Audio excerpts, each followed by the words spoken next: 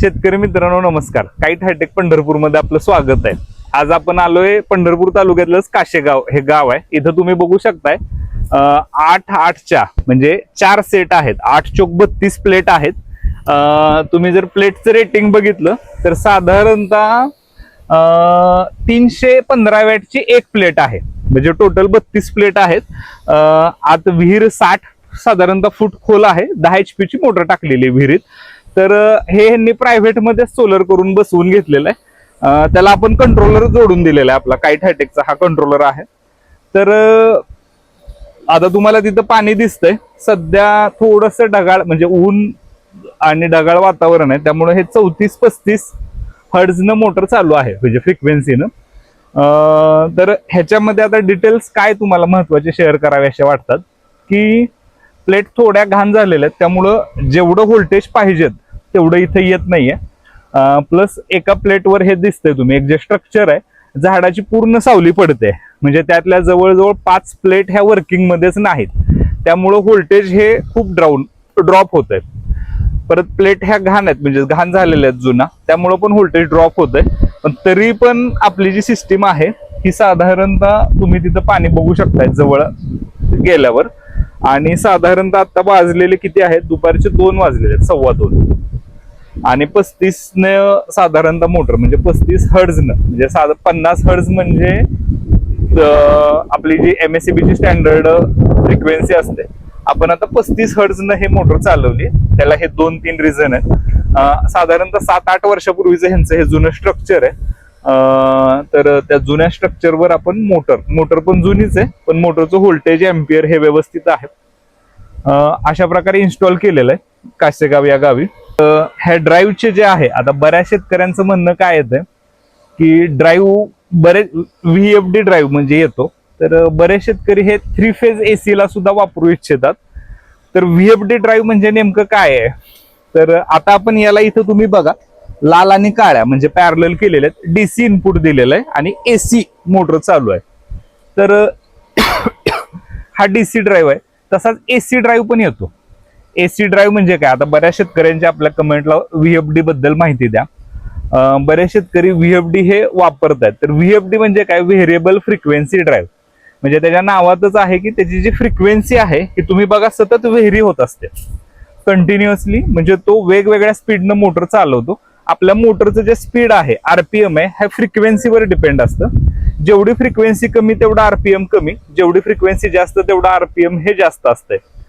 आता हा variable frequency drive काम कसा करतो, तर तुम्ही ज्या पण वेळेस त्याला AC इनपुट देता, आता आपण इथं DC दिलेलं आहे, पण AC इनपुट देता म्हणजे सपोज तुम्ही RYB 3 फेज इनपुट सप्लाय दिलेला आहे, तर त्यावेळेस काय होतं की त्या ACचं तो पूर्ण DC करतो आणि DC ची नवीन AC लाईट तयार करतो. आणि त्या AC जो नवीन लाईट तयार करतो म्हणजे इन्व्हर्टर ऍक्शन सारखं होतं. इन्व्हर्टर कसा आपला आलेली लाईट पहिल्यांदा DC करून बॅटरीत स्टोअर करतो आणि DC लाईट गेल्यावर ती DC ची नवीन AC करून आपल्या घरात देतो. त्याप्रमाणेच हा काम करतो. फक्त हा बॅटरी नसून कॅपॅसिटर बँक असते छोटीशी आतमध्ये की ज्याच्यामध्ये ती टेम्पररी लाईट एनर्जी स्टोअर करतो आणि लगेच त्या DCचे AC तयार करतो. आता ह्याचा फायदा काय होतो, आता बऱ्याच शेतकरी मित्रांना माहिती की RYB म्हणजे 3 फेजचा आपला सप्लाय असतो, 3 फेजवरच मोटर चालू होते. पण जर काही कारणानं तुमच्या DPचा एखादा फ्यूज गेलाय किंवा DPचा एखादा ड्यू उडालाय किंवा बऱ्याच शेतकऱ्यांना ज्यांचं शेवटी आहे तिथं व्होल्टेज कमी येतं किंवा एखादा फ्यूजच येत नाही, तर तिथं आपली normal AC motor auto switch म्हणजे जिथं जोडलेला असतो तर ती चालत नाही. का तर एखादा व्होल्टेज जर कमी असेल किंवा एखादा फेज अब्सेंट असेल तर अगदी काही छोट्या मोटरला म्हणजे 5 HP ला फेज अर्थिंगला सुद्धा तो ड्राईव्ह काम करतो. पण VFD ड्राईव्ह हा इलेक्ट्रॉनिक आहे आणि इलेक्ट्रॉनिक असल्यामुळे त्याला मेंटेनन्स जो आहे म्हणजे शक्यतो त्याला काय फॉल्ट येत नाही, पण जर आला तर तो पूर्णपणे इलेक्ट्रॉनिक आहे म्हणजे लोकली कुठं तो रिपेअर होत नाही. आणि एकदम टेक्निकल प्रोडक्ट आहे म्हणजे खूप ऍडव्हान्स मध्ये. तुम्ही बघितलं असेल सध्या सगळ्या शुगर फॅक्टरी किंवा मोठ्या मोटर आहेत तिथं सॉफ्ट स्टार्टर किंवा VFD ड्राईव्ह वापरले जातात. सोलरला तर ड्राईव्ह वापरणं कंपल्सरी का आहे, तर तुम्हाला माहिती की सूर्य जो आहे म्हणजे सोलरची जी एनर्जी आहे आपल्याला जे काय ऊन पडतंय ते कंटिन्युअस नसतंय. सकाळी 10 वाजता कमी असतं, दुपारी वाढत जातं, परत संध्याकाळी कमी येतं. तर जरी कमी लाईट आली तरी आपली मोटर कमी दाबाने चालावी पण मोटर चालू राहावी, ह्यासाठी हा ड्राईव्ह असतो. हा काय करतो, सपोज आलेलं तुमचं व्होल्टेज जर कमी, आता मी इथं शिफ्टचं दाबतो बटन, तर हे आलेलं व्होल्टेज दिसतंय तुम्हाला डीसी, हे सध्या 470 आहे.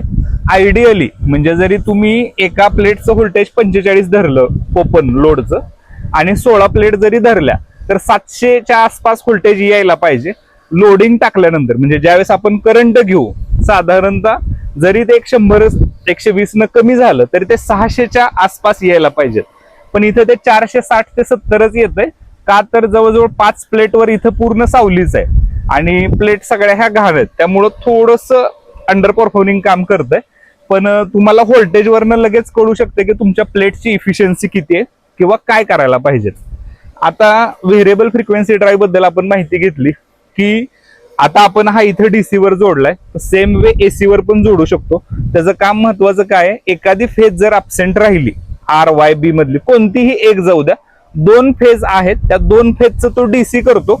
मोटरला देताना मात्र तिन्ही फेजचं एसी देतो. म्हणजे तुमची कुठलीही एक फेज अब्सेंट असू द्या, फेज कुठलीही पलटू द्या, कोणत्याही 2 फेज मध्ये लाईट येऊ द्या, पण 2 फेज मध्ये गरजेचं आहे कारण रिटर्न पाथ महत्वाचा आहे. जर एकच फेज येत असेल आणि तुम्ही अर्थिंग जोडलं तरीही अंडर परफॉर्मिंग मध्ये तुमची मोटर चालू शकते, काही प्रॉब्लेम नाही. पण ह्या सगळ्या गोष्टी गरजेच्या आहेत.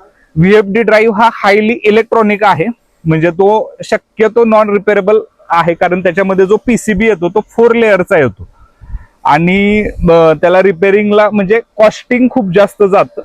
त्यामुळे शेतकऱ्यांनी जोडताना आता डीसीला आपण इथं 1 वर्ष त्याला वॉरंटी देतो, पण एसीला नाही देत. का तर एसीला जे काय तुमचं MACB कडनं जर व्होल्टेज फ्लक्च्युएशन आलं किंवा वीज चमकली तर तो ड्राईव्ह डॅमेज व्हायची शक्यता असते. त्यामुळे त्याला proper MOV protection circuit, MCB, MCCB हे प्रॉपर वापरा, त्याशिवाय तो तुम्हाला नीट परफॉर्मन्स देणार नाही. आता मी तुम्हाला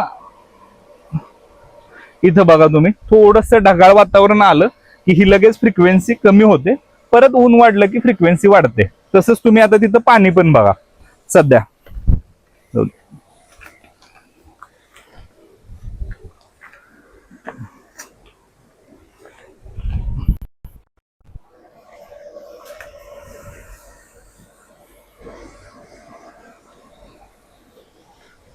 जर कॉन्स्टंट इथं बघितलं, ऊन वाढलं की पाणी वाढतं, थोडंसं ऊन कमी झालं की पाणी कमी जास्त होतं. हे कशामुळे होतं तर हा ड्राईव्ह व्हेरिएबल फ्रिक्वेन्सी देऊ शकतो त्या मोटरला. आणि हा कशामुळं, इनपुट पॉवर जर कमी झाली तर तो मोटर थोडीशी कमी स्पीडनं चालवतो, इनपुट पॉवर वाढली की मोटर हाय स्पीडनं चालवतो. ह्याच्यामुळं काय होतं, तुमची मोटर कसलीही गरम होत नाही, जळायची बिलकुल शक्यता नाही. तुम्ही कधी पण व्हेरिएबल फ्रिक्वेन्सी ड्राईव्ह वापरा, मोटर सप्लायच्या कारणानं जळण्याचे चान्सेस हे 0 आहेत. मोटरला पूर्ण प्रोटेक्शन आहे. एम्पियर व्होल्टेज मध्ये फरक झाला तर हा ड्रायरनं लगेच बंद करतो. त्यामुळं एकदम असं हेवी मध्ये येतं. डीसीला म्हणजे जे शेतकऱ्यांना आता बऱ्याच काय आहेत की गव्हर्नमेंटचं डीसी सोलर आलेलं आहे आणि त्यांना त्यांची एसी मोटर चालवायची आहे, तर आपण आता इथे एसी चालवली ते पण चालवू शकतात. फक्त लक्षात ठेवा एसी मोटरची इफिशियन्सी ही कमी असते आणि पॉवर फॅक्टर हा थोडासा कमी असतो डीसी मोटरपेक्षा. त्यामुळं त्यांची जर 7.5चं सोलर असेल तर 5 HP ची मोटर एकदम जशी लाईटवर चालते तशी चालेल. 5 HP चं सोलर असेल तर 3 HP ची मोटर लाईटवर चालेल तशी चालते.